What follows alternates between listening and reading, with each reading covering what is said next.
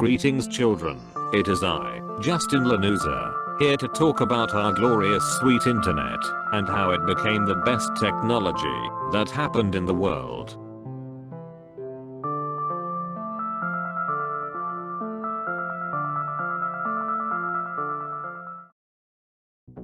At this time, the internet is in the middle of our evolution. Basically everything is online around the world.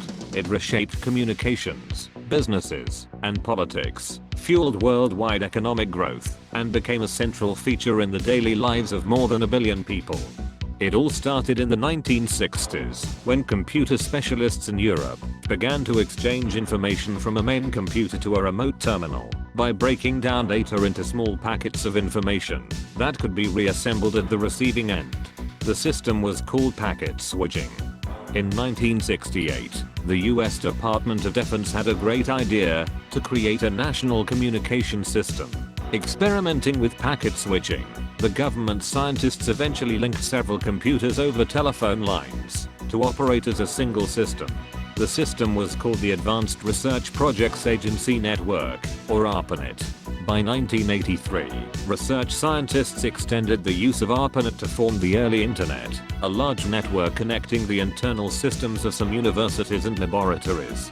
Users were able to exchange electronic mail, now known as email, and data, access computers at other locations, and communicate through newsgroups and bulletin boards. English scientist Tim Berners-Lee began to work on a system in 1989 that he eventually called the World Wide Web.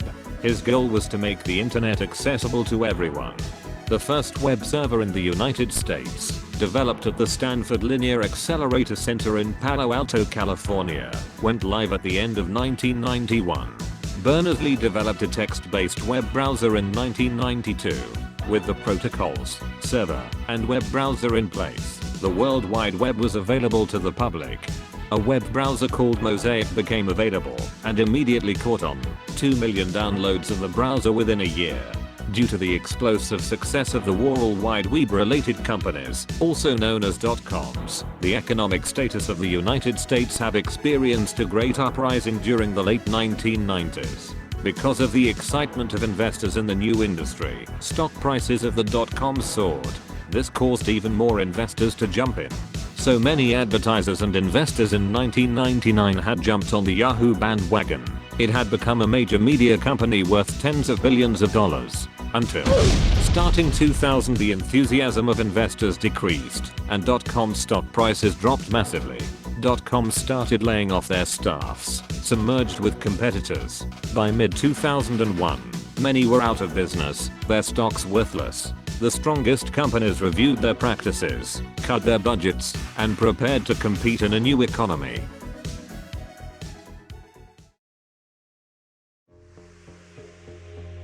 After the crashing of the .com's dream, the second wave of web industries arose, which came to be known as Web 2.0.